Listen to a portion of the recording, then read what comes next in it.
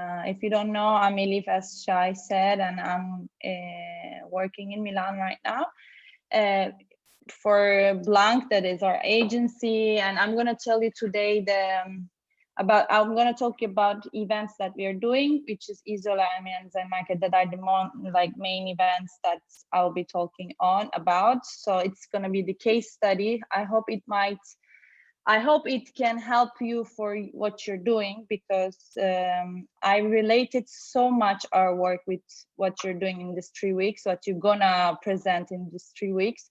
And I think it might inspire, I hope it might inspire you, and you can have some points and you can have some ideas, even if you don't have so much time, but also in the future. So I'm going to ask you to ask me questions eventually. So how we did how we did this project, how it developed, and go on. So Isola, I'm going to start you how it started. Like 5 years ago, we were here in Milan, and we were saying like, oh, it's missing something done by young and the youth, because as you know, Milan is a city where there's design for high-level designers who already set up their works. Like for the young, there was no researching area, there were no events going on, so it was like kind of left, because there's a big fair and there are the big events happening, not like the other countries that are trying to launch young people's project. So we were like, okay, we should do something here, because otherwise we won't be able to even go and visit the fairs, because they're for brands that are already established. So we said, okay, maybe we can do an event where we can invite international people so they can exhibit their works, because it's not in the fair. So I don't know if I really want you to also talk back, because like this I feel so alone. You can also ask questions and answer in case if I ask you something. So I don't know if you know about Fuori Salone. Do you know Milan Design Week? Have you ever, if any of you been there before? And Design Week in Milan? No one? Have you ever been any Design Week in anywhere in Europe? No? Okay, Julia and Christer saying that they've been. So where have you been?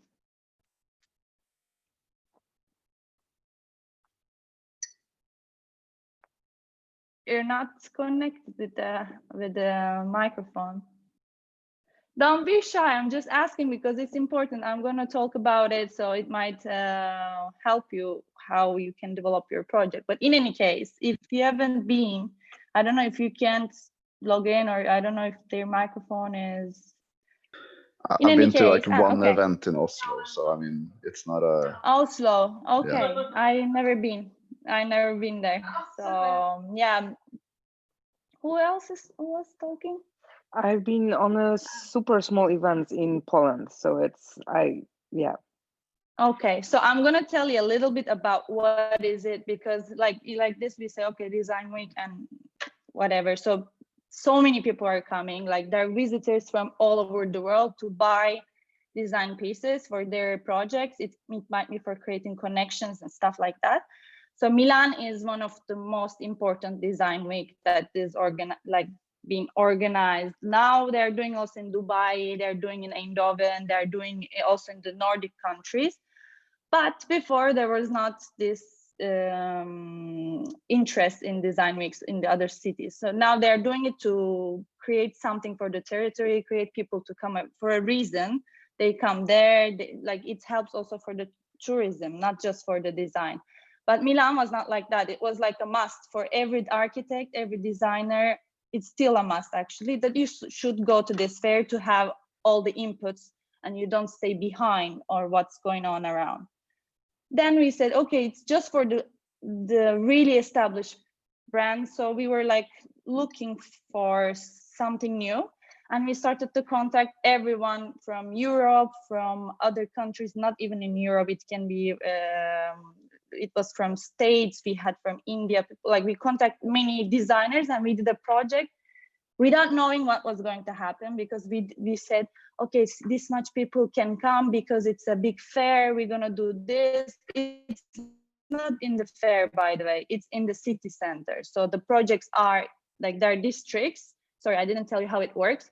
So in Milan, it's like there are districts, there are different in the city, there are different zones. Actually, in Stockholm, you have a design week and it's gonna come in 2 months. You're gonna have it, and they're gonna do it more in the city. Before it was more like a fair. So what we're doing is not being in the fair, but being in the city center, which is for more people to visit the city and go around and discover what's going on. So we were like, there are many big districts here, so they hire the cost. So if you need to rent a space and do your own exhibition, you're supposed to pay so much money because it's like that. During that week, they ask even for a day, like 10,000 euros for a location. It can be even more. So it was like crazy. There's crazy money going on. So we're like, okay, so what can we do? We did this small event, but we sold it. It's kind of marketing strategy in me. I think that, oh, it's going to be amazing. We are the young, we are the youth, blah, blah. And then people started to believe in this project. And we had many designers coming to our event because it was something new. Obviously, it was not the biggest event of the year because there are many things going on. So it was not even in one of the districts that was taking attention. So whoever comes to Milan for Design Week, they stay 2 days, 3 days and go around to main districts, not coming to your event that is, I don't know where, because it was not in one of the centers. So the year after we said, so we need to do a district. So we were like, what can we do? How can we bring more people to this youth area, like where there's new things are happening? Because, you know, in Milan, there are big brands and they're known, people are going, and it's going always the same. So we found a really cool group of designers. I don't know how it happened. We were like talking with many people, and then they were like, yeah, we want to do an exhibition too, but we don't know which district, and they cost a lot. So we're like, okay, we're thinking to do our own district. Would you like to join? And they were they had a really strong Instagram account where they had a lot of, they were influencing already some other designers. So it was a really amazing opportunity also for us if they were going to do another exhibition. So we created an island in Milan, let's say, that there were different exhibitions going on that zone. So you could create a map. You could create, talk about different exhibitions that are being there, apart from the ones we were doing. So I don't know if you're understanding the concept of Design Week. So there are zones. In these zones, there are organizations in the same city, and they're communicated from one website, which is Fuori Salone that Shai said. And in order to be that part of it, you have to sacrifice a lot because they don't accept you also immediately. Like you can't say, I'm gonna do, I don't know, in Stockholm, I know that you know that city in Stockholm. Actually, I don't know, I don't remember districts right now, but I've been a couple of times. You say, okay, I'm gonna do an exhibition here in districts and I'm gonna do a map, I'm gonna put many people. If no one communicates it, it's really hard because they won't know about you. So it was kind of a hard start for us, but we really wanted to do it. And we realized there were already some Dutch designers on that zone doing their own events. So without being part of any district, without being part of anyone, they were already there. So we were like, we can contact also for all the people who are already doing some exhibitions during this week. Why I'm talking about this? Because it's really important to understand how you come up with the ideas. It's not like we had an idea of doing a design event with bringing many people there, but it was like a need for us. So I think also in your case, that's what you're doing right now, that it's a need because it's a need to also do some digital museums that are missing, that are not there anymore. So you're gonna be one of the first. So it was the same thing for us. Like it was hard because it was for the first time someone was doing like something like this with the young people in Milan, because in the other cities there were already, I think there are already some digital museums also in the other cities, but you're doing something for the first time for Stockholm. So I think it's really important to understand how you start to do an event, because we do an event. We were not a startup.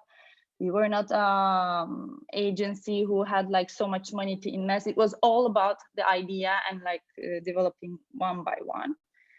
After having the first district, we had really good feedbacks because it was something new and people wanted to see some other stuff than big brands.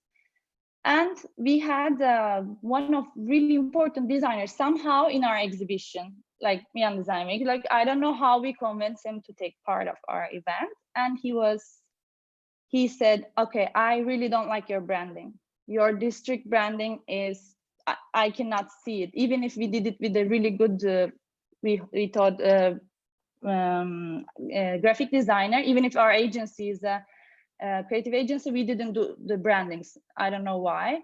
And he was like, it's so bad. So we said, okay, for the next time, we give it to you and you're gonna change all our branding. And it was kind of an important step for us because we had the chance to communicate something much bigger. Because if you have because he had important how do you say, prices for the design. So he when he suggested to do our branding, we were a little bit sad because he didn't like what we had. But then after, when we did this collaboration with him, everything changed in terms of how people looked at the brand, because it was after 2 years we already did the rebranding, because you have to understand the needs of the market. So maybe you have an idea, you try, but if you're not from that sector, because this guy who suggests us, like, he's older than us, so he had much more experience, so he could tell us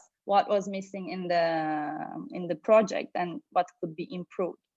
So it was like the biggest step that we took with the other groups of designers, because it's not so easy to go in to something that is, if you're not from the outsiders, because they are there since years and years and years, and you're just trying to create your own connections. So yeah, that's how we started to do this event in Isola.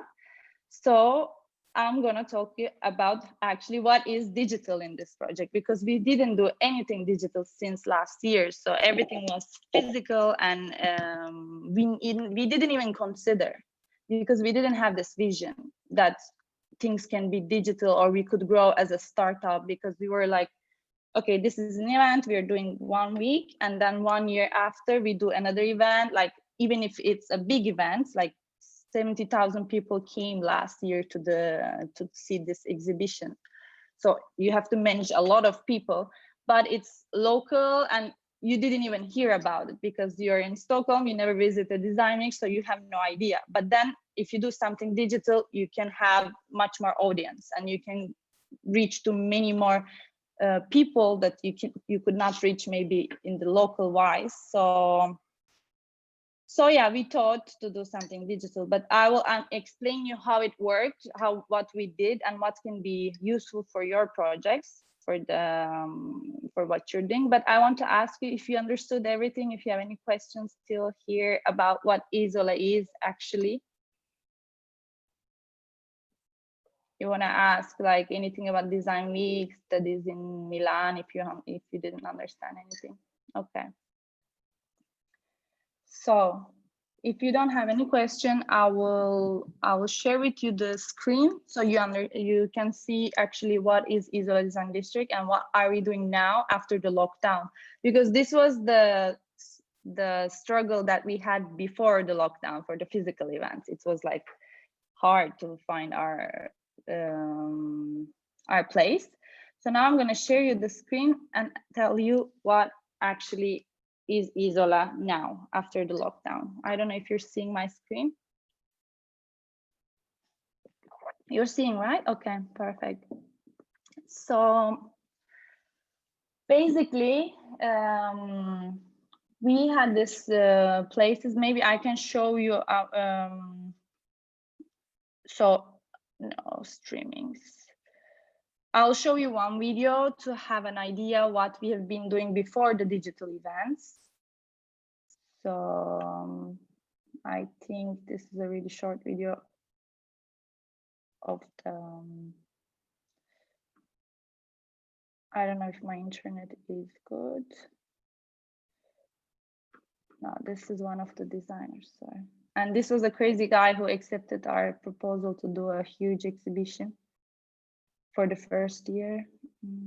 I'm looking for the generic video if we have from maybe this. Yeah, so this is last year before the lockdown, a highlight of what is Design Week. So basically there are different locations, there are many people, there are talks, people are coming, you're presenting your work, and their installations is one of the main building that is there that you could use. We could use the piazza, and the thing is we had to go and ring the bell of every location and ask if they could rent it for our designers, if we could bring projects there, if we can make talks in these places, or if we have to pay for it, and blah blah blah. So you're supposed to take a map and see all the locations that are there in order to understand if you can do routes, if people can walk easily, if they can visit easily these locations. This is the Milan Design Market, the first event we were doing. So it's more fun, more colorful. There are more young people going around and trying different things, and sponsors. So in this video, you see also some shots of the sponsors that they took part. It's really important when you do something. If you have to present it, you always have to think that they have to be presented in the final video, for example. I don't know, you have sponsors, you have partners, so you have to keep it in mind. Don't forget to have something from the sponsors, because in the end of the event, you're like, oh, we didn't take the video of this sponsor and we don't have it, so we don't know where to put it. Like it's a big deal. So yeah, the sponsor. Anyway, this is showing you some of the projects, some of the events. There are many events, so I'm not going to show you the all. Let me check. Yeah, it tells you a little bit of what is that. So this is the physical one. So it's all about people going around, interacting. So when they told us that there won't be an event anymore, so all these things you cannot do. And it was like 1 month before the event that we were going to do. And it was like, first we said it's impossible to do it, because like you saw what is there. It's like many people drinking, doing aperitivos, going around, seeing the projects, and like sponsors involved. Like we said, we cannot do anything of this in 1 month as digital. So it was like kind of impossible. But then we were super depressed and we were like, what should we do? Like we have to do something. We cannot just trash 1 year of work, because it's not like you work 1 month before the event, you work 1 year before the event. So we already, for the 2020, we were already ready. We already had like 8 installations was going to be there. We had like big sponsors, banks, like they were going to present some of the designers, like they were going to do pavilions where we could put young designers project. And then suddenly everything canceled. So I was like home and I was thinking, no, there should be a way to do something digital. And then we thought, digital, just like talks, it's never going to be what you saw, like what we are normally doing. So we had to think again, okay, what can we do? We said, we are working with young designers, especially what I didn't say, that we work with environmental projects. Like whoever wants to take part at Isola had to have environmental projects, biomaterials, design that is flexible and sustainable, and all these concepts in the project, something from, or like really good hand manufactured projects. It's something that they all had to have something in common and particular. So we said there is no platform where you see all these designers all together, kind of they present their work, you can send them a message, you can talk with them, because once you enter to this world, you realize there are many people looking for biomaterials, there are many people looking for environmental projects, design. So we said maybe we can create a platform that all the designers, sorry, I received a message. Okay. all the designers can present their works. So we said we can do a design community. First thing, but everything happened in 1 month. So I want you to consider that it's not impossible to do anything as they said, because I contacted many developers and they were like, no, in 1 month, it's impossible to do a platform where you have designers who are going to, but we searched and then we found one. And he get in board with us, and we immediately started to work on something digital without knowing actually how it was going to be. So first one was community, as you see here. By the way, really, if you have questions, you can ask me. I would appreciate it. There are designers with the same scope that if they're doing environmental projects, as I said, or if they have particular design pieces, they're presenting here. So it's a curated platform. So they first had to send us a request saying that I want to be presented in this platform. Can I be there? My projects are this, to give a short brief. And then if they're selected, they could present here. Because if you don't do a curated platform, it's really hard to take attention of people. So if you're interested in sustainable projects, you're gonna go here. If it would be open to anyone, then it wouldn't be super interesting, because there are many platforms like that you can present your work and do whatever you want, but then whoever goes there has to check it much deeper. I have to turn off my WhatsApp because I'm hearing the messages, sorry. Okay, so let me show you one of the project of the designers. So basically, we contacted many designers to create their own profiles on our profile, on our. Okay, let's see this one. So this is actually a designer from Eindhoven, but Italian. So he contacted us to be on the platform, and he's working with the volcanoes, like the residual from the volcanoes, and creating these vases, and this is wood product. But so research of the material was really important in this project. Anyway, so he creates this profile. What we gave to designers to have their own profile, where they could upload their own projects and share if they are featured on any other magazines, and if they have photos, a short video, or article that is written about them from us. So we have a magazine. So we were writing articles about the designers we have, and all the articles are on their pages. So basically, okay, it's not the same thing of having the events in a location, but they could already showcase their project. So in 1 month, we did this part, but it's not enough, because you saw the event. There were many people going on. So we had to take attention of the media. We had to take attention of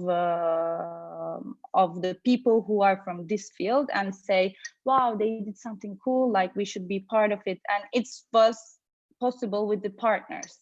So we said we need many partners in order to bring many people on this digital platform, because otherwise who goes to this platform? Like, who would go to a platform of young district on the web and go to the digital event and watch the talks and stuff? Kind of nobody. So you really need partners. You really need people who are sharing your story, talking about you, giving reason other people to visit. So we decided to have these are some of the designers. We started to check for what kind of partners we could have. This is for example, a really interesting project anyway. So I was like, okay, let's do the digital district. Instead of doing the district, we should do the district digitally, and we will have a location, we will have like presentations, we can recreate the city if people can't go. So this idea of recreating, it was first, this one is Dutch Design Week because we continued, but it was first for Isola, which is Milan. Like, it was for Milano, and we said, okay, we're gonna recreate Milano, and we will put an aperitivo place where they can have drinks, because we were in lockdown. So they could click and they could order drinks from our sponsor.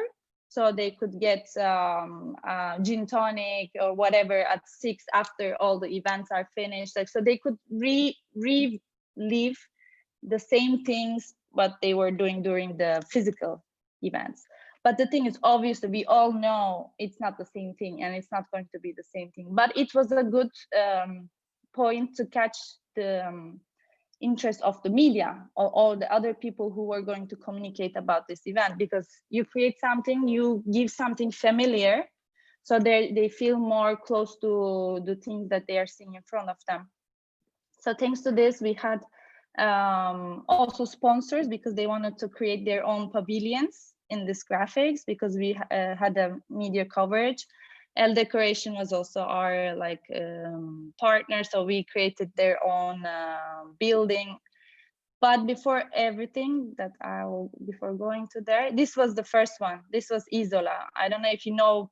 Do you know Bosco Vertica, the vertical gardens? It's in Isola. It's Doeri. It's a really good architect who did this 2 buildings. Like, he won many prizes for that, and thanks God it's in Isola where we are doing our events. So and then we had many partners, so they were like, okay, we're going to partner up, but we want our own building, and if you click on the building you can go to their page. So there's a link map, so you can have like connections to the other accounts that are participating to this project. And then after doing this, we started to communicate this. So we looked for magazines who would be interested to talk about something like this, because there was nothing before. Then they started to do, after the first lockdown, I see some projects going digital as well. But then we said it's not enough, because you have the map, you have the designers, but you don't have a virtual exhibition. So we also, in 1 month, we also said we should have a virtual exhibition. So we did, we take one of the factory. I don't know if you're seeing this one. Do you see this screen too? Isola's stream start? Okay. Yes. Okay, perfect. So we said we take a space that we really like in Isola. This was one of the abandoned factory I really love. So I sent as example to the developers that I want that building. I want the same building that we have in Isola, but digitally. So what we did the virtual exhibition. I don't know if my internet is enough strong right now to share it with you, but basically you could walk inside as if you are in the exhibition and have information. For example, you were clicking here, so it shows you the designer. So there is the photo of the project and then the designer's profile. So you create link map also in between the presentation. So if I click to designer's profile, you go directly to the profile of the designer where you have all the informations. So you can have further more information than the presentation that you just saw. So this was creating this loop in the map, creating a lot of impression, because people, designers who have this project, they would share this with their friends, and their friends would like the images or whatever, would share with their friends. So it creates kind of a domino effect, because we had like we have now 300 designers and they've been sharing their projects. So we had higher entrance clicks on our website. I don't know if you're understanding kind of the tricks and the ideas of going digital and physical, because we are not a digital agency, so we didn't really know how it works. We didn't really know how to get a lot of click on the website. It was just a creative idea, actually. Everything started with the creative idea, and then time by time you understand what might bring more things to your project that you're doing. We didn't think, okay, we need a lot of people on our website, so we have to do this project. No, we said something interesting, something we would like to see, something is missing, we think that it should be there on the web. So we had to think a lot, and I had to convince my partners for this project to create this neighborhood. Because, for example, they were saying, oh no, it's so childish. Maybe it's not our style. We are so like established. Now we are a big event organizer. We cannot do something so much fun. It's maybe so different than our brand identity. So it was kind of also a conflict to do this. So we have to, I had to like go behind the idea and say, no, it might create like this attention. So it's not like you decide immediately and things happen. So it was kind of a tough period to do, except produce and put it on the web and find the developer and find the partner. So it's, yeah, it was kind of hard, but I'm happy about the results in the end. So once it worked, the website, as I was showing you, we continued doing it. Obviously, we didn't leave it because we always go to Dutch Design Week. So we said that when the Dutch Design Week also canceled 1 week before the event, we did the district Dutch, where we were going to do in Eindhoven, the district we created digitally as well. So we had a map of events where you can save, for example, if there is an event going on, you can add to your agenda. Everyone has their own account. I'm explaining you this because I think it might be helpful for what you're doing, because you need many people going on the events you're gonna do. So maybe it can give you an idea, not because I want to show our platform, but I really believe that it might help and give you some inspirations about what you're doing. So we created this area where they could message at the events that they're interesting to their agenda, follow profiles. So it's kind of like this. I'll show you also. So you have your own part. These are, for example, this is Isola. These are the projects we like, we save, and there is the agenda that you can add the events you're interested that are on the platform. There are streamings, obviously talks that are going on during the design week, and then other contents that are in the website that has been always there.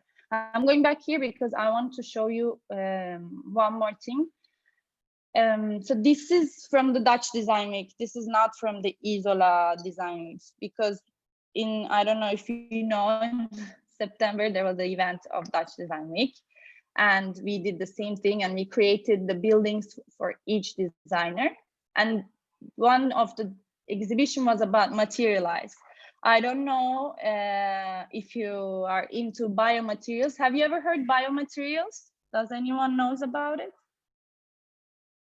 Do you work with biomaterials, or you had any project, exhibition about it? Okay. So biomaterials, actually what we are really into, they're super interesting because they could be from anything that you find in the earth and become a material that can be used for anything. So these designers are taking things from the earth and doing it a material, testing them for fire, for expanding, for whatever the defects that they can have, and they create objects. So all these buildings that we created here are respecting to their materials. So for example, Carolina Giorgiani, she was working with the chicks of the butts of the cigarettes.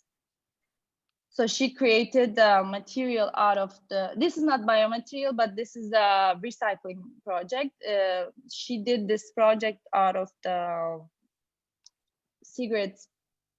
So she created this material out of the cigarette butts. So imagine how many cigarette butts are on the world, and she doesn't need anything for it. She can just pick them and do the material and create her project. So we said, how we can do something really nice for them to give a reason to share. So we created their own buildings with their own identity, with their own materials. So this created a lot of connection as well, because they started to share their little houses on their Instagram, on their Facebook, on their social media, LinkedIn, wherever you think that for them is interesting, they used it. So this was a good idea, I can say, because people like to see their.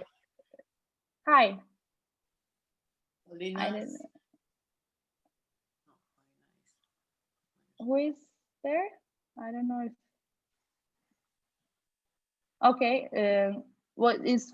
Someone asked something, or I no. No, sorry. I think I forgot to mute. Sorry. No, don't worry. Yeah. Anyone has a question about this project or anything that I'm telling? Anything is interesting? Do you want to know how we did this animations? Because I know that there are also people doing animations between you, right? Like, I don't know who exactly. Does anyone know how do you do this kind of animations?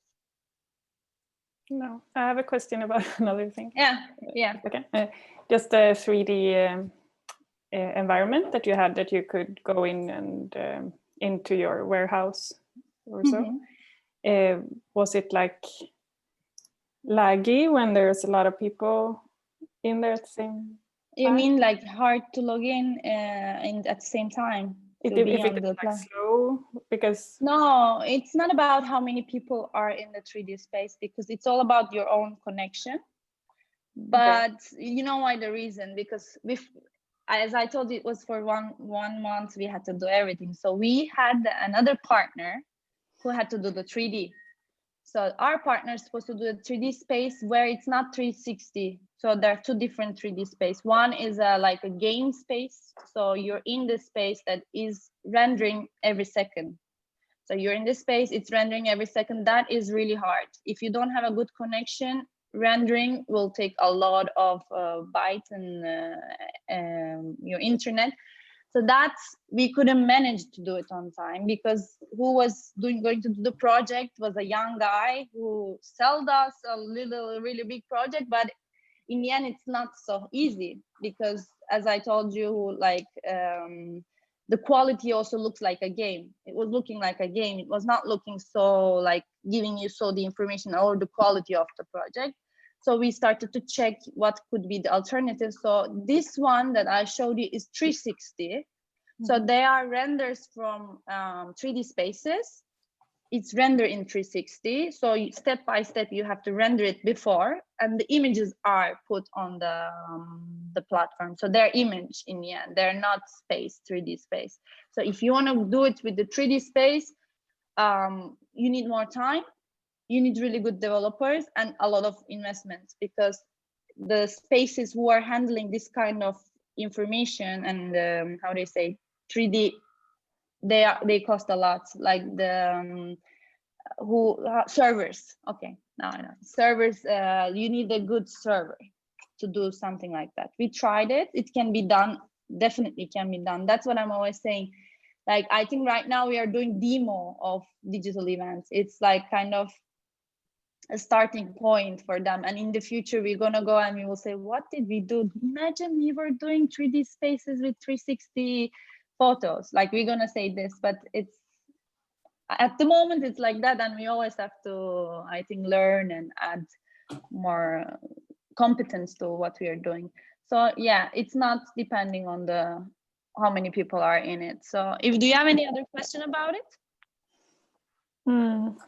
No, I was just thinking, because I thought it was more like we tried that hubs thing, and I thought it was a bit like that, and that didn't work very well when we were a lot of people in there. So that's why I was asking.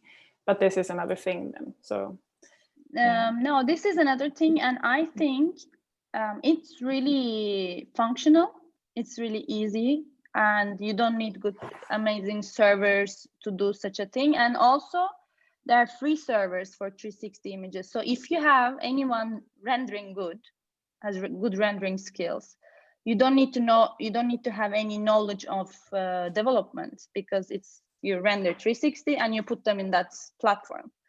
So actually creating 3D space in that direction, you'll still have time, and you can still do many cool stuff in 3-dimensional space. If you have any rendering in the animation team, I don't know, motion, like, I don't know if you have a team that do rendering or this kind of competence, but yeah, it's not that hard to do 3D space in that way. if you don't want to do it like all rendering at I don't know if you know this, if you know any if you understand anything about it, what I'm saying, you know, I understood, you understand, but all the others, if they have questions about it, I'm here really to help, and we can think also together what can be done.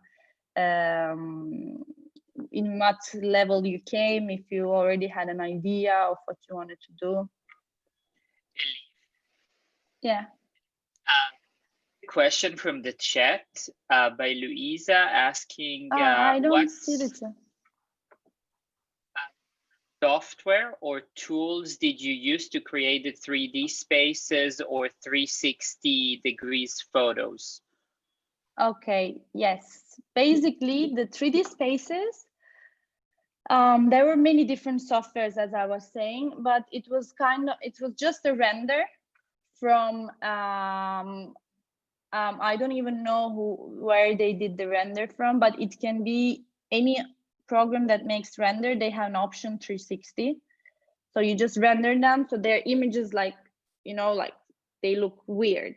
That images are 360 image. And then there are many programs or platforms. I even know, if you know Wix, even on Wix, there are 360 walking programs where you put the images and then you put some icons on it and you can go around. So if someone knows rendering, can render also 360. And then every image from are as if you're turning around. So you will see all the objects, all the things around you, and then you have to walk and go closer to the other object and do another 360 render. So it works like that. And if you want, I can also check later and send you some links. But if you just write 360 virtual tour, you will find many online. Okay, I don't know if there are any other questions there, Shai. I don't even know how to check it. Here. Okay, sorry. There are no questions, but I'll be here to just tell you the question if they are. So don't worry for that. Okay. What did I click? Sorry. Okay. So for this year, I'm going to show you one more thing. So if you're interested in the 3D spaces, for Dutch Design Week, we wanted to do something even cooler. So we decided to create our own imaginary space. I think it's really important to have emotional. I have to put down the sound. I don't know. Anyway, I don't know if I can do it from here. So we wanted to do something more emotional, like you feel like it doesn't exist, it's not real. So because you don't need to have a real space in the virtual space. First idea was to do everything so realistic, so you could feel like you're in the physical space, because it was the first digital event we were doing. So we wanted to create this feeling of familiarity, as if you're out, as if you're visiting. But then we said, okay, next step should be a place that you imagine that doesn't exist in the real life.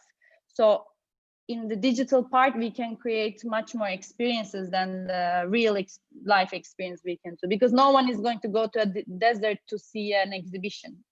We all know it. So it was more emotional project in the end. So we did with 20 young designers. We created this space with partners. So there was Noto Studio is our partner who did the 3D space, and 3DD who created the 360 images. So someone did the project and then they did the rendering. It can be also like this. It might be architects who knows creating really good 3D spaces, but they don't know how to do rendering. They pass it to rendering artists and they do the 360 images. So it might, in our case, it was like that. So you can go around, you can see the projects of the designers, you can click, eventually go and read about them also here. And let me go up, because the view on the up is really nice. I'll show you that one. So we added music. we think that might create also more emotion when you're watching the project. The thing is, this is the upstairs. So this is an imaginary space we created. So it's just a render, obviously. It's not a real place. What I was saying, so the thing is creating emotional spaces, it's all about the idea, and then the creation, you always find a tool that works for you. It's not like you first find the tool and then do something. First have the idea and then look whatever would work for it, and then you will find a way for sure to do what you want to do. So in your case, I think if you have an idea already, you can just talk and then someone will find the solution to do as you want. It's not so hard. Like, you can always do it. Do you have any questions about anything? There is a question from Pierre asking if you had any Swedish designers in your exhibition. I think we had. I'm not super sure because we have like so many designers at the moment. I think I have to ask, but I think maybe not so much, because we had from Finland a school, from like Scandinavian places. We had from Finland, and a Swedish school we had, but I don't remember the name now, so I have to ask to the team. That's it. Like, singularly, I don't remember the designers, because actually that's why we want to participate in the Stockholm Design Week this year. Hopefully we want to, I'm gonna also ask you guys eventually if we can partner up with any of you, like anything we can do together. Shai knows that we have to talk with him and this week to get deep in it, but let me ask, because if we have, I can also, oh wait, do you want to, I have to check this. If we have in the platform, we can see it. So you go to community, we go here and we go to profiles, we go here and we check if we have Sweden. So yeah, right now we have 5 designers from Sweden. Actually, their project is amazing. I know them. I forgot that they were from Sweden. They're from Marrakesh originally, but they do modern, how do you say, carpets, and they're selling them in Sweden, and they're producing into the this is really cool because it's really sustainable. They're working with locals from Marrakesh and giving them an opportunity to sell their work with the real quality, like not in the streets of Marrakesh, but finding very high-end clients. So yeah, it's an interesting project. Really modern also. Like, they're bringing the design from Stockholm and the idea from Sweden to Marrakesh. I find it really interesting. So yeah, we have 5 designers, and we couldn't have an exhibition with Cebu. We were going to have in Milan Design Week, but since it's canceled, we have it only on our digital platform. Maria Pita Guerrero, I didn't know she was from Sweden. I even had a speech with her last week. She's doing really interesting project. Let me share it because I think it's interesting to know. She's working with mushrooms, and she's creating these tablewares out of mushroom, and we presented in Dutch Design Week like last month. So I think it's really emotional thing, the project that she's doing, really like Alice in Wonderland to me. It was like she did these mushrooms. So basically the product, how it works, you have the fresh mushroom, you grow it, you're supposed to feed it, so it gets a lot of, like, from a little material you have a much bigger material, and then you create the projects. First you do the mushrooms, and then you do the harvest, and then you do the project. So it's an interesting. We got a lot of, on this project we got a lot of articles on the other how do you say, media partners, because they really liked it and they wrote a lot about this project. So if you have something interesting, there's always someone who wants to talk about it, and you just need to give all this information easily to the people who wants to talk about it. Also for your project, like I said it for the first talk we did, and I think it's really important to work with media. So you should really, if you have a cool creative idea, if you don't present it, no one will know about it. So you always have to find how to present it in many places, many other platforms that is not yours. Okay, so any other question? Because I like the questions, I think I can give you more clear idea of what we are doing and what can be useful for your project. I'm a bit curious, what happens with the designers after they have been at your design week? Exhibition. Yeah. Okay. Like basically, like their careers, like do they go further on to become because you said you want to use smaller, like more unknown, the youth. Yeah. But so after that we follow them, but the thing is, as I told you, consider them, they are their own project. We are a project, and all the designers are their own project. So they have to go out from their small room. So if you're young and you want to produce something, you have to try, and you have to understand what is good for you. While doing this kind of exhibitions, this kind of collaborations, designers get to know other designers. Most of the time they start to partner up because they see an interesting project and someone is also in that interesting world. They share ideas and they do collaborations. Sometimes sponsors are interested when they see like this kind of interesting project that might work for their communications. They work with young designers. And then sometimes some of them, they don't want to be designers anymore. It can be also like they exhibit, they see that they're not that much interest in their project. They change the route or they just don't continue. But most of the time it's just a step. So whoever comes with us makes the first step, make connections, eventually makes collaborations, and then go with the other steps. So in the end, they become the important and known designers. But at the beginning, they have to go out from their own room. So they need something that gives them this opportunity.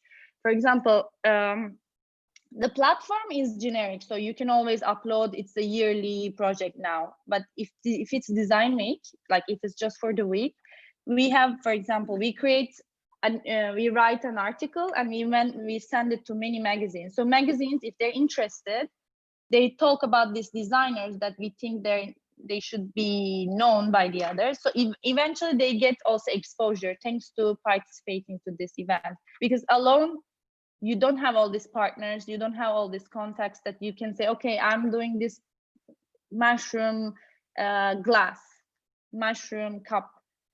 But how do you communicate it? If you say, I'm doing this mushroom cup with Isola, I'm presenting in Materialize exhibition, blah, blah, blah, you have a chance to make people talk about it. So in that, and then you see if other partners are coming up or any other connections you can do. It's all depending on the designers, by the way. Like you do this exhibition and then you don't use your contacts, it's not going to go anywhere. Like you just do it and that's it. You did an exhibition. The next comes all depending on the designers.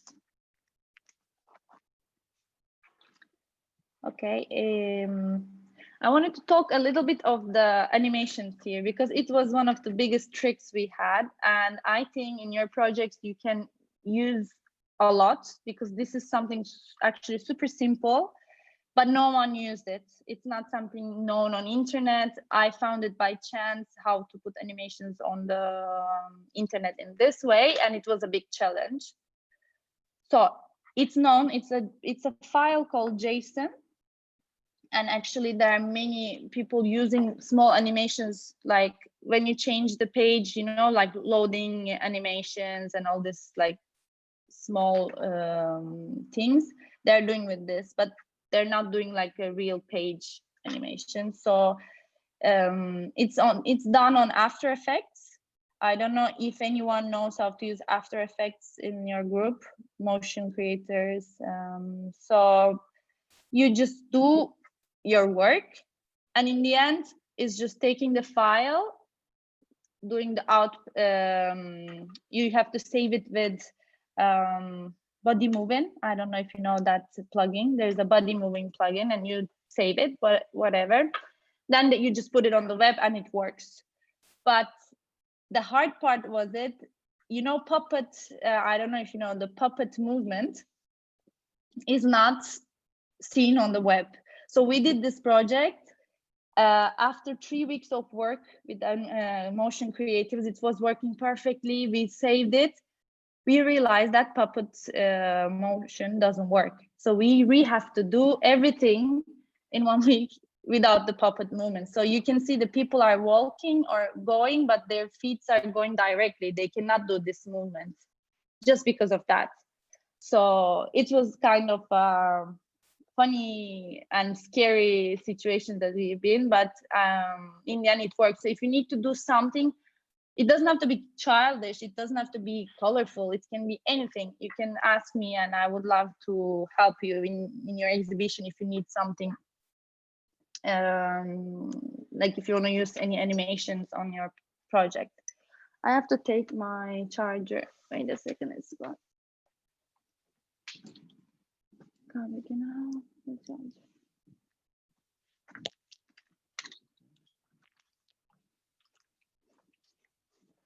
Sorry, I had just one charger. Okay, so far, anything, any question, any idea about what you're doing, if I can be useful? When that plugin that you talked about, is that available for free to download somewhere, or? Yeah, you can download it online. It's called Body Moving, and it saves everything. It's a plugin, like it saves all your work that you're doing in After Effects to JSON file, and I don't know how it works, but they just put the JSON file and you have everything ready. Like it works on the HTML. So I loved it. I loved it when I figured it out, because we had this idea, but we didn't know how to put the animations on the website. So I was going crazy. What can we do? Because I couldn't find any example also. Like I was looking where I could find an example where they did animations, like a big file like this. I haven't seen, because this is like around 2000 pixels. So it's really long, the image. And there are many little animations going on. So it's a heavy file, and it was completely new. Also for the developer we worked with, he didn't know anything about it. And he was like, oh, I don't know, you can't do it, blah, blah. So in the end, we found this solution, and it was a relief, because I really wanted to create this feelings, this atmosphere on the project. Because if you do something digital, you always miss the excitement of, I don't know, seeing stuff. Because it's like, if it's just a flat thing without any animations, without anything, you're like, okay, it's another page, another website or whatever. Right now, obviously, it's new. Eventually, we have to do more different things every year, come up with new ideas and stuff. So I think it might be useful to create something interactive also on your digital museum. What are you thinking to do interactive? Let me ask you then, do you have anything already in mind of your project?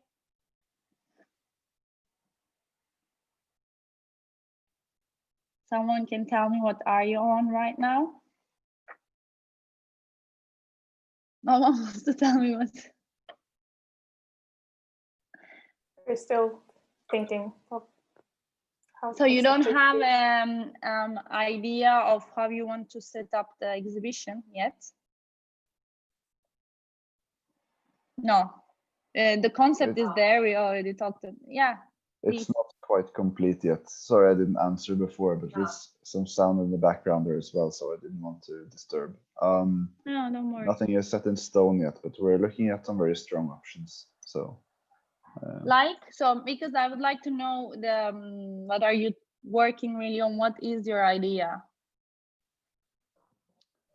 Our idea so far is that we're trying to work on it from an UX perspective, where people are in a position to feel powerless entering the exhibition. So we want to put them in a waiting room, because I think that's often a place where people feel powerless, for an example. We're not quite sure how to implement it yet, but we're getting there. Just to start off the exhibition, of course. So, but I know it's not a very developed idea yet, but no, the hardest part is the developing the idea. So once you have the idea, as I'm saying, time is not important. Yeah. Like you can do many things. It's just to having the idea and then finding a way how to do it. I think it's much easier than finding the idea. So it's fine. But about the exhibitions inside, do you have any, like, do you know what kind of exhibitions you want to do? Do you want to do a book, as Shai was also mentioning? Do you want to do something interactive? You want to do something three-dimensional? It's going to be interactive for sure. Also kind of social interactive. I don't know specifically how it's going to be, but me, myself, having gone to a lot of gallery visits, I can say that I've had better times when I went with somebody else than when I went alone. So we want to try and commenting, you mean, also like talking with people about what's going on, what you're seeing. Yeah, it's true. I never go to galleries alone. I prefer to go with someone and like say, did you see this? Like, what's this? Like, what do you think about it? Also, while watching movies. So yeah, they hate me because when it comes to art, many chefs make a better analysis, I guess. There's always someone else who thinks about something you don't think about yourself. So you should find a way to connect people together. Yeah. To this thing, or maybe doing tours. You know, like video tours. You listen and they tell you some stuff. It's also an accessibility issue, which is quite nice.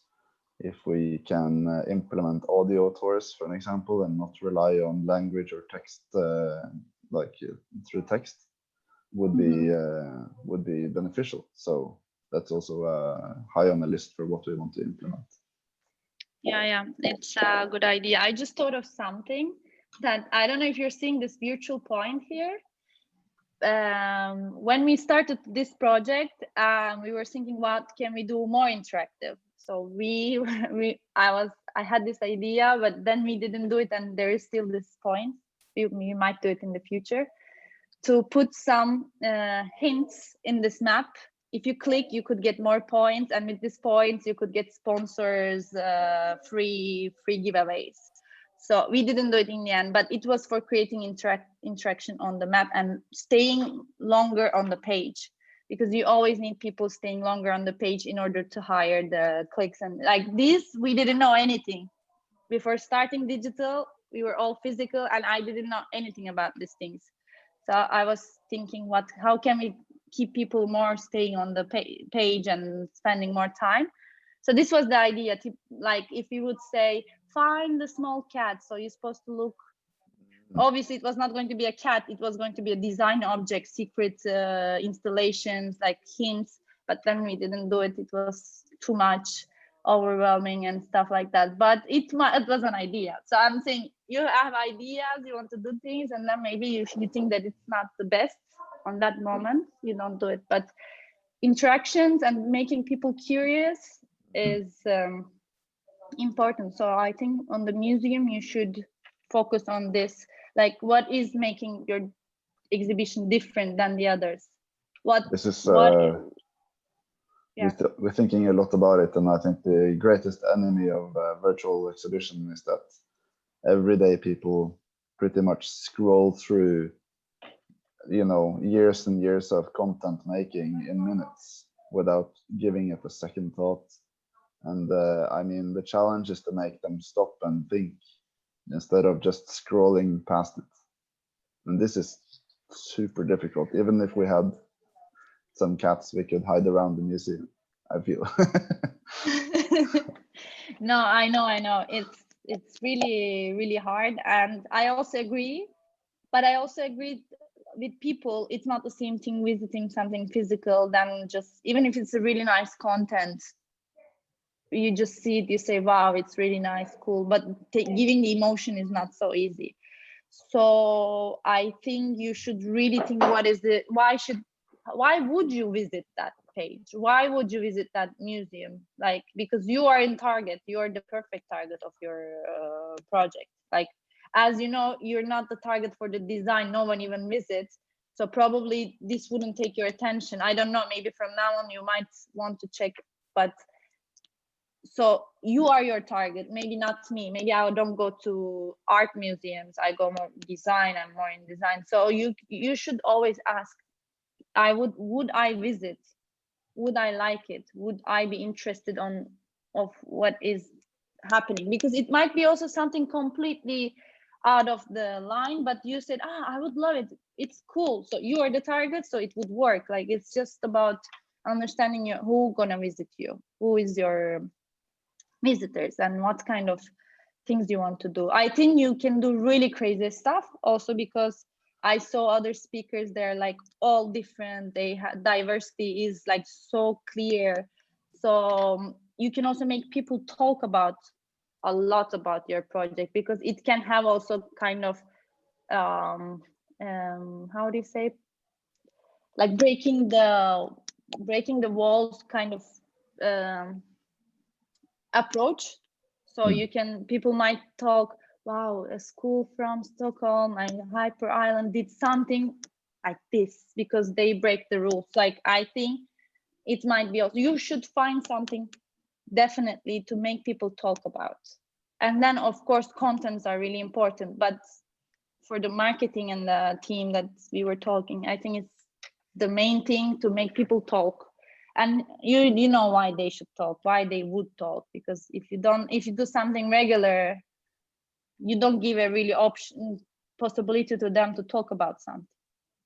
It's true. We want to give people something to talk about. This is the main issue, and that's why we want the social interaction, so that people can discuss and, you know, take up difficult subjects in between themselves, instead of just, you know, harboring a set of emotions and not talking about it.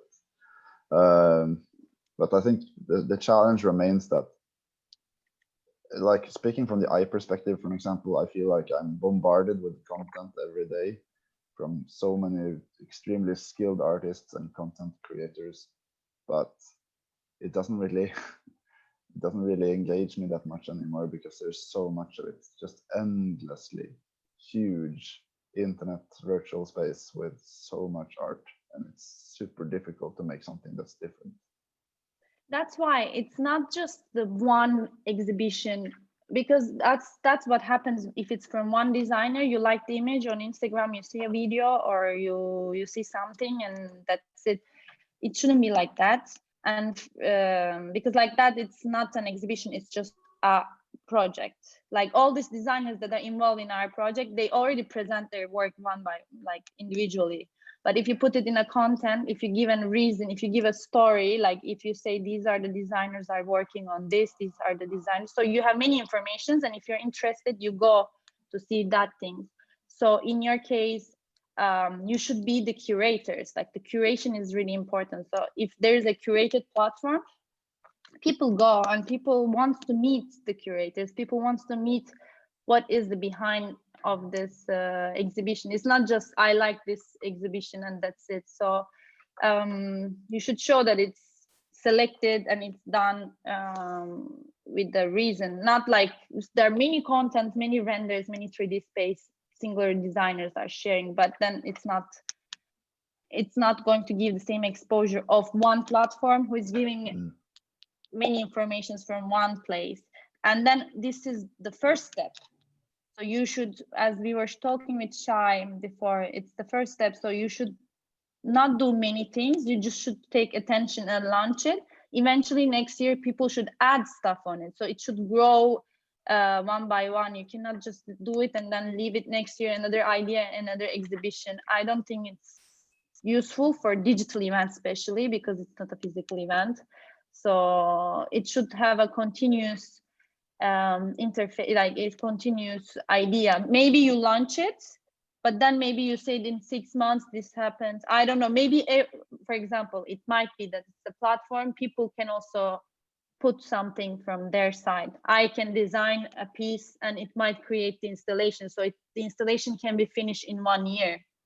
So every time someone enters and draws some, I'm just inventing, it's just like nothing, I just thought of it. Like, so long term people would go in and add stuff. Maybe every month you can add special stuff, because every month you can add different colors. I'm saying just to, like, it's, you should think not for short term, I think. Otherwise it's just 1 week, people will say, oh, how nice, and I don't think we have considered that as much yet, given the fact that the museum will last for a year, but we will maybe have to move on to other modules after and have full-time work with that, and might not have time to update this museum constantly. But I don't it's know, definitely because something we want to have, but I don't know. I think you should. You know why? Because you're taking so much time on this project. Let's say 3 weeks is not so little anyway, because you're all there. You're a lot of people. You don't have to stay all years on this project. You can do whatever, like obviously later on. But if you already think on it, you can create contacts, and these contacts can bring quality to your work life. Like, you can use this platform for your future, and you can use this platform for contacting other people. We were talking about it before. It can be a reason to write to someone and say, look, we did this cool project, do you want to partner up? Eventually you get to know that person, and you can use it for something else. It's not just for this project, but I think it might be that's why you're doing this project, no? To understand how it works, and then make connections and then use them. So every project you're doing for your professional life should bring like other contacts. So it's just a step. And I think if you can do something that can continue more, so you can still work on it and use the platform also for your personal interests, not just for obviously for the project, but using it, you have your own personal contact. This is of course a huge part of it, and we would love to update it. It's not a question of will, it's more a question of capacity at the end, I think. And hopefully we will, I and the production team will not be the only ones wanting to do this.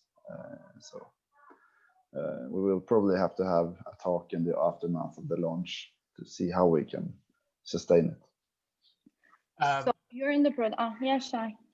No, I just wanted to add to what you were saying, and because I also, you know, as someone who studied at Hyper Island, I really know the intensity of the courses, and the fact that, you know, once this model is done, you don't really have extra time to develop other things.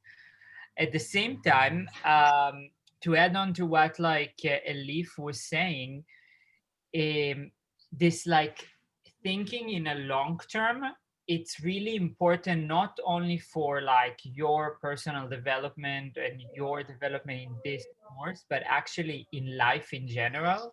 It's always good to think like, okay, what could happen after that? But I also think that like this kind of way of thinking that Elif was presenting, it's also what we are trying to kind of help you with this project, on really like try to think of it on a long term, because this is going to stay after you are finishing the course. So it's actually like a great opportunity for always coming back to it, or referring to it, or really like looking at it as something that, you know, it's not really a school project, but it's actually like we worked for Hyper Island, and we are producing them like a digital museum. Because I definitely understand, Christopher, what you're saying, because I really know, like, once this done, it doesn't, like, you don't have much time to update or develop it. But it's also good to keep it in mind, because it definitely, you know, can pop up in some other model, and suddenly like you feel like you want to update it. Yeah. I hope so. I really hope it's going to be well, my greatest fear for this museum is that it turns into a dead space where people log in or check in just to see if there's something new, and there's nothing new happening. There's no interaction. There's hardly any visitors. There's just a web page. People come occasionally to look at pictures for 5 minutes and then leave again. But instead, I want it to be a live space that, you know, stuff happens and people can go and discover new things and, you know, reconsider earlier thoughts and stuff like that. I don't know if it's easy to implement, and especially in our lifestyles today, having recurring visits to a web page is seldom, but it might work, at least for the people internally. We will try and leave open spaces to develop, and also make it easy for anyone else who want to take up the web making tools and try and develop it further. Yeah, and that's also exactly why, you know, we wanted to actually not telling you just to do an exhibition or just like an opening ceremony or a one-time event, but actually like develop a museum. And mainly because that this is kind of a good incentive for students, but also for Hyper Island to keep filling this digital space with oxygen, you know. So it's a start, and you really have the opportunity right now to make sure that like this is going to continue, and myself and Pebbles will also make sure to actually like push it forward as much as possible. But this fears is really normal, and I think it's a good thing. As I was saying, like, you should think about it. It might be a dead website. Like, it's so possible that if you don't think on it, it might really be a dead website. No one goes in after the project. But if you already question it, you can find a solution to it, I think. So that's important to know. It's not like you dream something and it's gonna be like as you dream. It's not going to be like that. And I know it's really hard. But I was thinking, for example, you should also, like, you want interactive, you want people to go there. So you should think of the project that maybe every time they enter, or whoever enters feels more into it and shares it. So maybe 10 people enter, but if you can reach to 1,000 people, it won't stop, because it will go slowly by time. It won't be the first week everyone enter and it's finished. So if you find a solution, this slowly like reach to other people, it will continue, because it will be new for the others. Maybe for you it's the same, so you don't enter next week, but someone else who never heard it before can enter like after 1 month because never saw it. So to keep it continuously, I don't know what. Right now I don't have an idea, but I'm just thinking, for example, there are some videos people are recording when they see the first time something, or they're recording when baby tastes for the first time a lemon. So like you can say, like, when we record this people's face when they first see this exhibition, like they did this expression. I don't know what is there, but maybe then they share it, like any kind of idea that can make people talk, and then they hear it and then they enter because they want to try it, and it grows. So it's like an effect, that domino effect that goes to reach other people. Because if you're not changing the contents, for example, in Isola, we are changing the contents every week. So it's live because there's so much something going on. But if it's a museum, and if you have a permanent, like a temporary exhibition for 1 year, the content won't change, but who enters can change.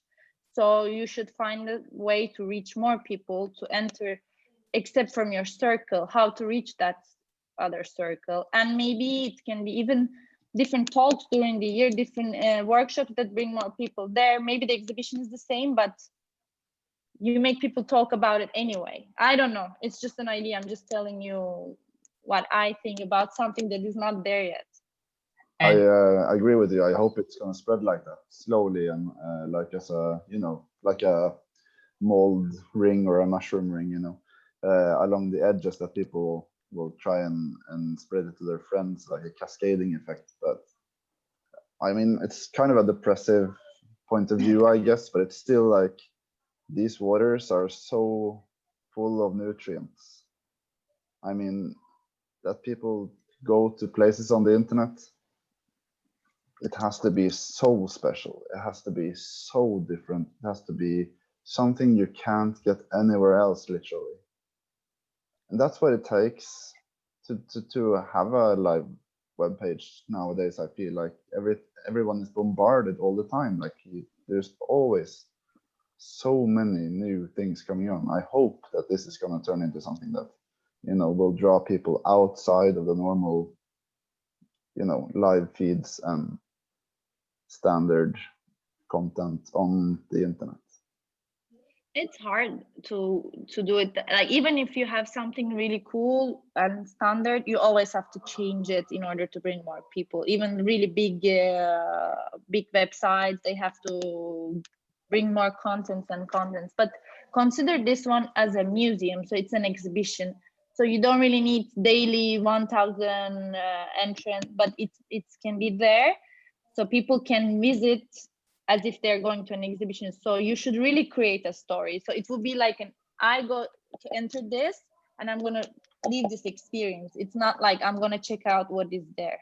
Because if it's like check out what is there, probably they won't have the path. They won't be able to leave the experience. So if you do it as a museum, so they know, okay, in this 20 minutes, I'm gonna be in this website and this is the timetable of this, like a movie. When you go to a movie, it's 2 hours. You go there for 2 hours to watch it. You don't turn back. You don't see the movie again. You see it once. So it doesn't have to be a website that is go back with the same people who already watched it, who already been in the museum.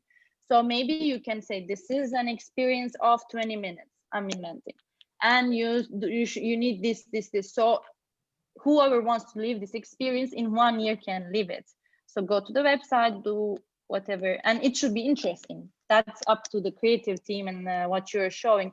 But maybe you should promote it in this way, that it's an exhibition, it's a museum. So you go, you visit the museum, and some stuff happens during you're there, and then you go out from the museum. Because it's not a website, it's different. For our website, we need every day many people coming, because there are new projects coming every day. So someone has to visualize them. So we need any new designers, like it should be live all the time. Yeah. How do you market that? Do you like do links, or do you present individual artwork? We do, first of all, we contact many designers to be on our platform. So they share their projects. So we always have new contents because they're putting their projects. So people want to go and see what's going on with the new projects on the website.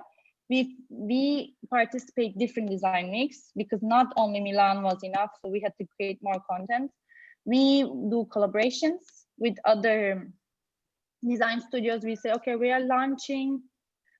Now, for example, Stockholm Design Week, what we're gonna do, we're gonna contact designers from Sweden. We're gonna create our exhibition. So we're gonna make people talk about it. They will share about it, and it will continue. But there are many inputs.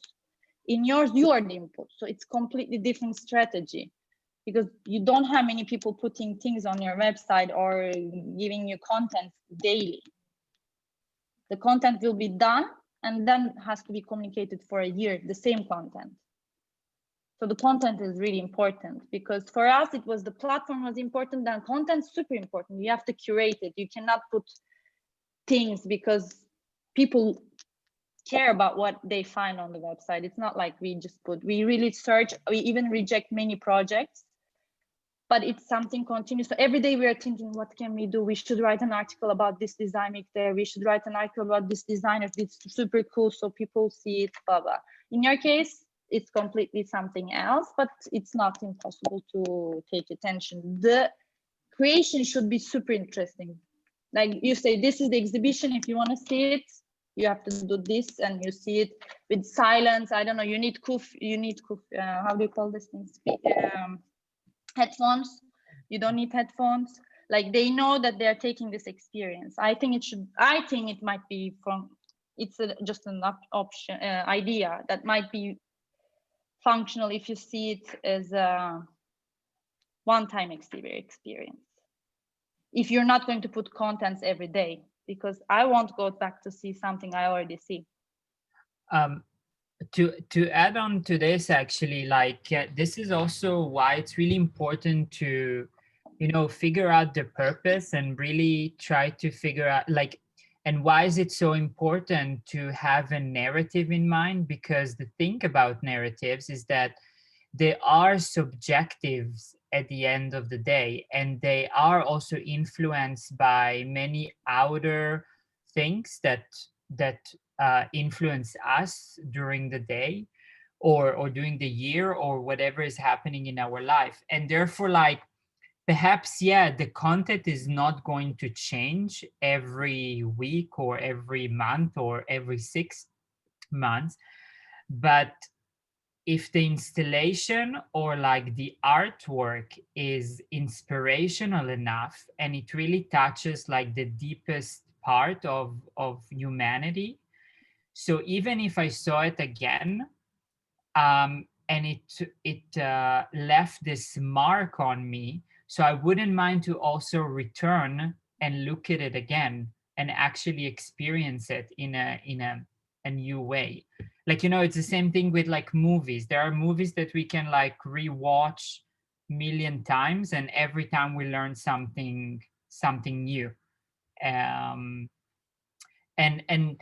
that's also an important way for you to really look at this museum. Perhaps the content won't change, and therefore it's really important for you to figure out what is the content that you're putting out there, that it's beyond just an artwork or beyond only a school project, but this is actually a space for you to say something to the world. And if this is unapologetic, and if it's true to yourself, people will return because it will capture them. And that's also the beauty of creating these digital spaces, because they can really live for a longer time than a physical exhibition or a physical space. Just because I had this thought, and I think that it's such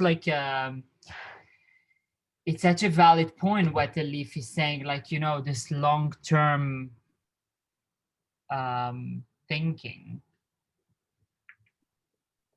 I mean, it can be also different contents. Go, Christer, sorry. Sorry, you go first. You're the speaker here. No. I prefer really to talk, talk with you, because I think it's more useful to change ideas. Yeah, go ahead. Yeah, this is going to be a specific product talk, though. But I mean, for this museum, the subject is the power,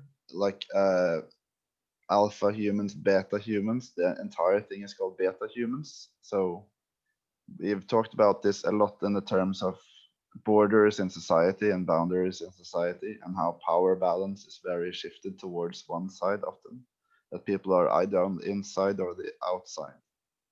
And we want to implement a narrative where people can relate. And I think that's why we came up with this waiting room thing, because waiting rooms are where you wait to be judged by someone else. If it's waiting for a visa, waiting for a doctor's appointment, or these are the things that people experience in their lives, and that can be relatable in terms of power and being on the outside or inside of.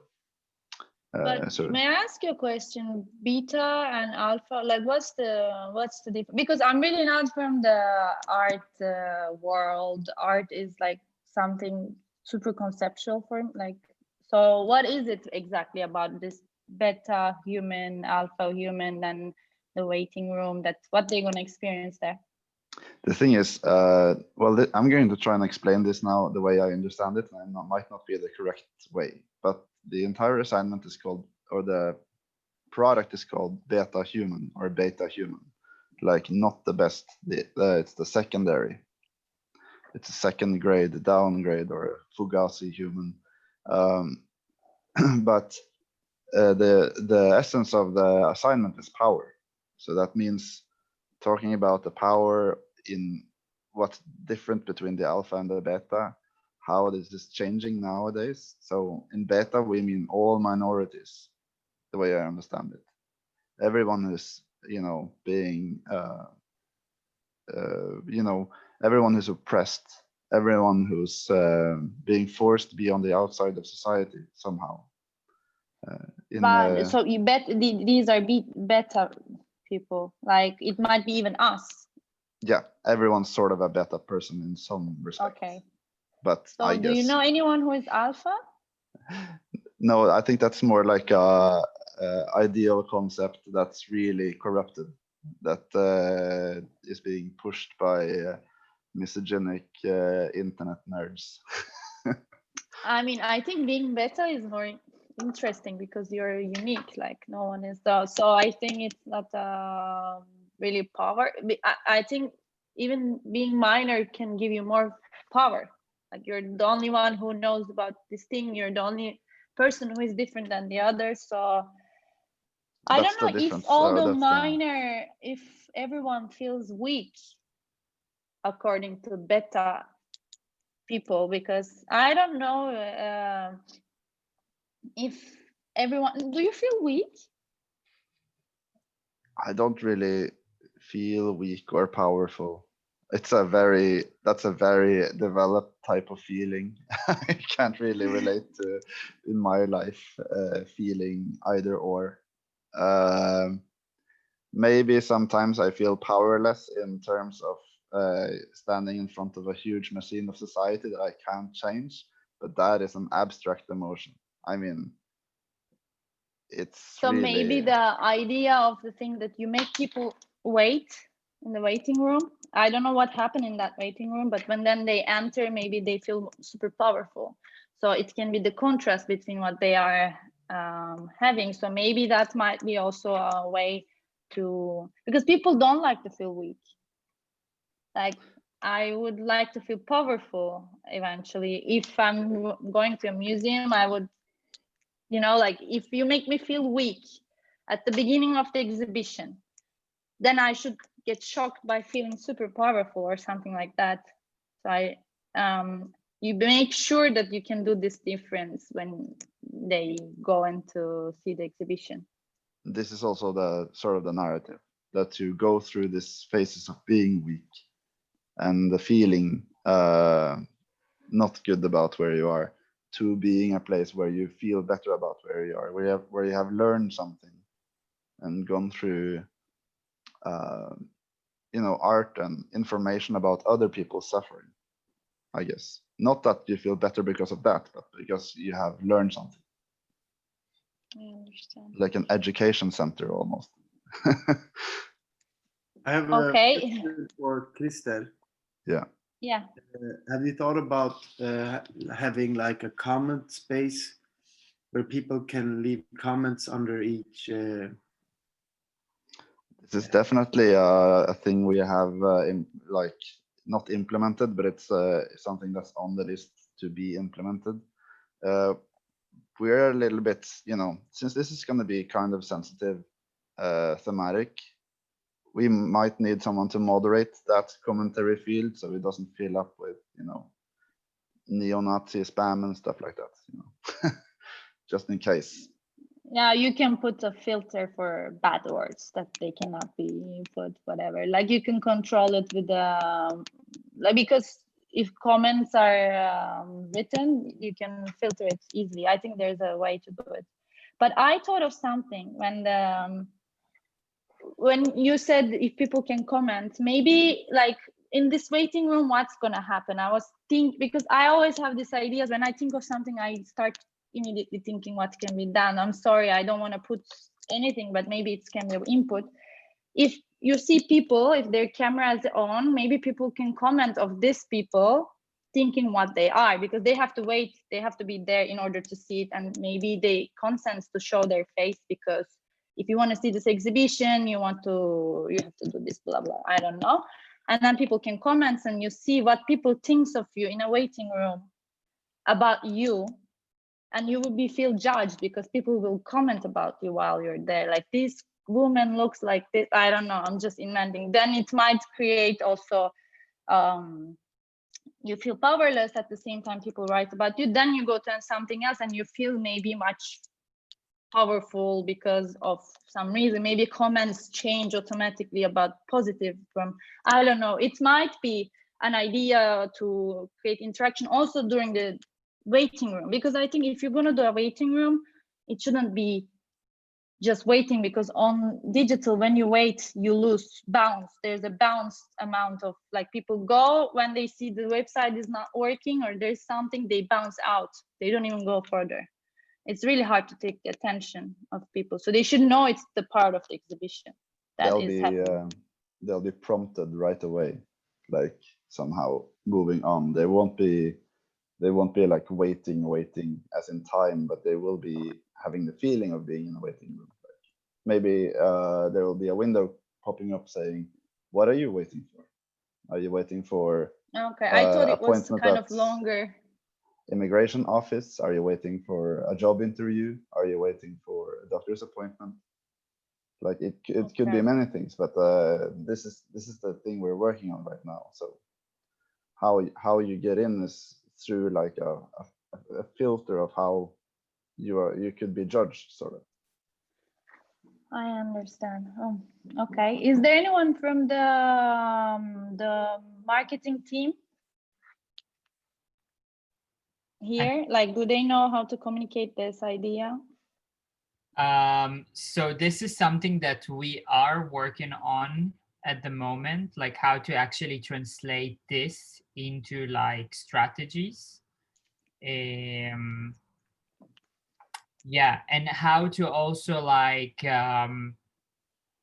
connect the dots, like in sense, like, you know, how do you take this kind of concept and you put it into like an actual use to actually, like, you know, and like show, you know, what could be a better human and what could be changed. Yeah, like I'm answering about that because at the moment, like, there is nobody from the marketing team right now, and yeah. Okay, no, I just wanted to, because we were talking about this, so if there was someone from the marketing team to understand, I think you should already start having the idea and communicating with the marketing team as well, so people should understand like what they're gonna find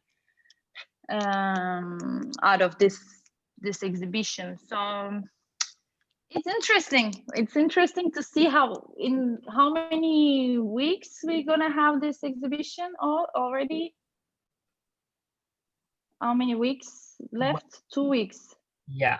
Or 3 weeks from then. Okay. 2 weeks. I just had an idea for the marketing team that maybe we have some minority, like a person. I know, like, there's a Swedish rapper who's has some Somali descent, and we could have like him as the Swedish statsminister, like president, in 2030. Like, it's an idea. I mean, there might be many ideas as you're coming up with.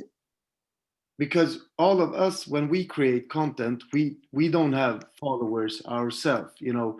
So how can we bring in other people that has followers and make them post our stuff?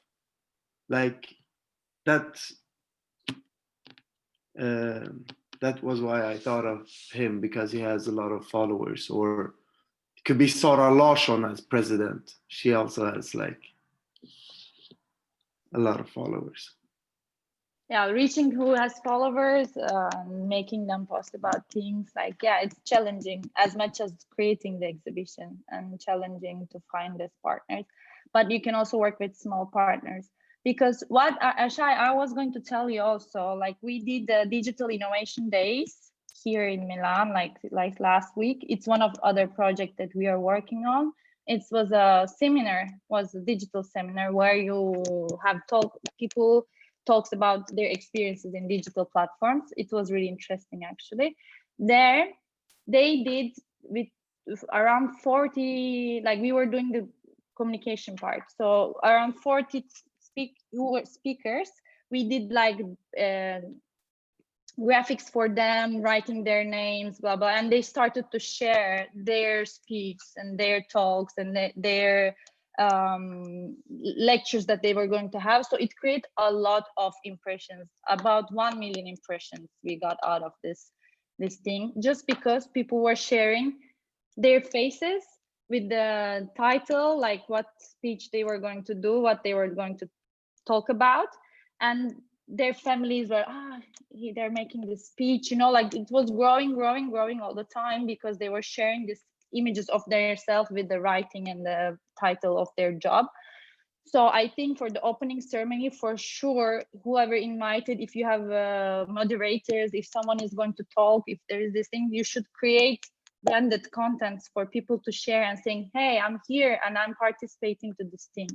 Because you don't have to have so much followers to reach many people. You should go with the niche, like you should go with the who are already, like we already talked with Shai. We said that there were 90 people already in this team working. Imagine everyone shares something really impressive already about their self, that they're doing this exhibition. They say, I am doing an exhibition in Stockholm about this, and people will be interested. Who's that? Some of them will be even jealous. Who's this guy? What is this guy doing? Like they would go, I'm saying it's normal. People wants to know what the other people are doing. So it's not just famous or important or people with followers. Anyone can bring you many people. Like you should also think about this already. Doing something about you, who is participating, who is doing speech, they should share already some stuff. And it's important that you do it. Like content creators also has to do graphics about it. I don't know who is doing that part, but like putting your logo, do you have a logo? Do you have something like, you know, it's important to give brand knowledge to the people about it. They will say, I saw this before. I saw it somewhere. This guy shared it, you know, not one person. That's important. Anyone has a question or about anything like that I can be used to? Because I think we're all getting over the time. So if someone else has something to ask or add or anything. No one? Shai, do you want to add something about the, no? No, nothing that comes to my mind. And I really encourage everyone to use this space and this time that Elif is here with us to actually like ask questions if they have. Because it's so valuable for you to be here. And yeah. I was reading, I saw someone ask how many visitors we have a day and how society, how can you challenge the viewer? Who asked this question to who? Do you see the last? That was me just maybe asking that to the group. I'm just a mentor, but I think it's also nice to think beyond the screen, you know, to ask people to do something that is not only revolving around what they do with their mouse or with their clicking. Maybe they can be challenged to participate in ways that have a representation in the physical world, you know, whether they have to grab a piece of paper and draw something, or I don't know, stand and jump, or say something, you know, or close their eyes and imagine, you know, like not only be limited to the screen, basically. No, I think it's a really good point. That's what I was also saying. And there should be something that they can add into it, and maybe it can evolve, as you said, like it can evolve eventually with the participation of different people to this museum. So if it would be a paper, they design something, maybe they put it in the camera and it creates an entire painting out of it. Like it can be anything, but it should be interactive, I think, for sure. Otherwise, as we were mentioning, it might be just 2 minutes, you look and you don't look at it anymore, because it's hard to pass the information from digital world to someone in front of the screen. It's not like you go to a museum and you're inside and you're like, wow, the lights and it's harder. So maybe it's, as you said, it should be like they do something, they add something to the exhibition. So by time they see the deformation of this exhibition, I really like. There was one art show, I don't know how you call it, performance of I forgot her name, the really known performance artist. She's a woman from right now I don't remember her name, but she sits for like 1 day and people could do whatever they want to her, you know, like this. Marina Everyone knows about. Abramovic. Yeah, exactly. So that's, well, like when I saw that, I watched that video more than once because it's just incredible. They had tools, people had tools, and they could do whatever they want to this woman, as you know. And first it starts really peaceful things, flowers, kisses, and then it becomes violent.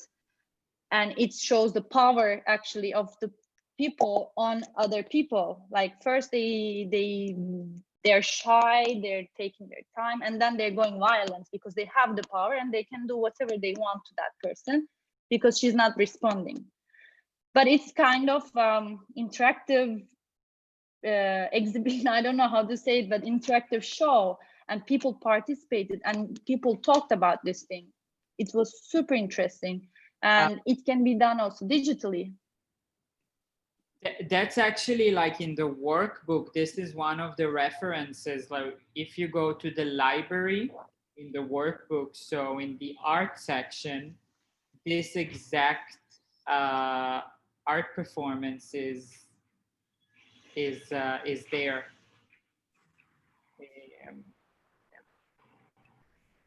Yeah, because just like to if you want to learn more about this this artwork, because it's so in tune with exactly what is being done with this museum and the concept of it. Yeah. Okay. I think I told you my experiences about this specific event that is Isola. I don't know if I missed something important, but this is how it's developed and it's still growing. And eventually, I also want to say that we want to do stuff also in Stockholm. It can be, we can partner up in the future. We can do whatever that you think you can be part of this event, because we are always open to anyone's idea. And I would be happy to have someone from there that can help us for eventually what we want to do in Sweden, as I was saying before. So you can, you can always contact me if you have some ideas, or if you think we can partner up for something, because I see you're professionals here. It's not just students doing things. So I think even with this museum, we can talk to do something in 2 months. If there will be the design week, maybe we can also I was going to ask Shai, maybe we can even also collaborate for, even if it's not art.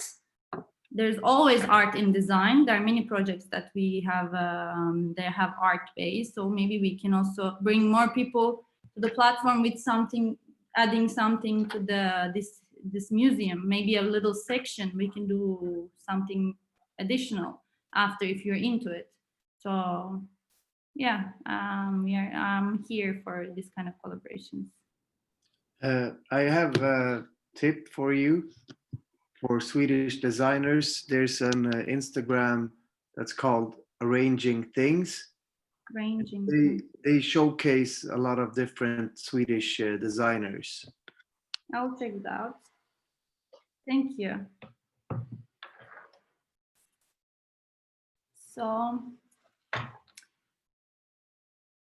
Shai, you tell me, what should we do? If I should do something, if someone wants to add something, like even suggestions and tips.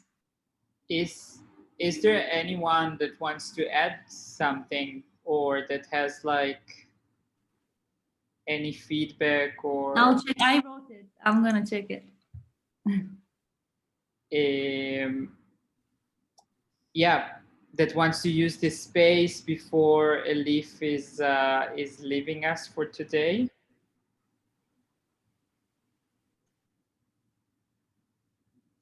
No. No. Okay. Okay. In any case, I'm here, and if you want to ask technical stuff as well, more specific, if you later need help for that, you can write me. You have my contact. So if I can be useful, why not? You can use our knowledge, our service. I can also check eventually if there are developers for something you're thinking to do and stuff like that. Even if it's, I'm sure you're gonna figure it out what you want to do easily. I hope that it's gonna be like this. So I'm excited to see your exhibition and the opening ceremony. And I wish you a good luck for that. So yeah. Thank you so much for the great input and the presentation. Thank you. No, thank you. I just share my ideas. So eventually I'm here and thanking you all. And look, you can leave now. I don't know if you're going to continue or I have to leave. I'm going. Thank you so much, Elif. Thank you for your time and for the great input. And yeah, we will definitely also like discuss it further on perhaps like how we can collaborate and actually like put some more oxygen into this project. So yeah, I'm here. So we talk to you later, and yeah. I'll wait if you have any questions for the like you can write me. Thank you. Saying bye to you. So going, ciao, ciao, ciao. Ciao.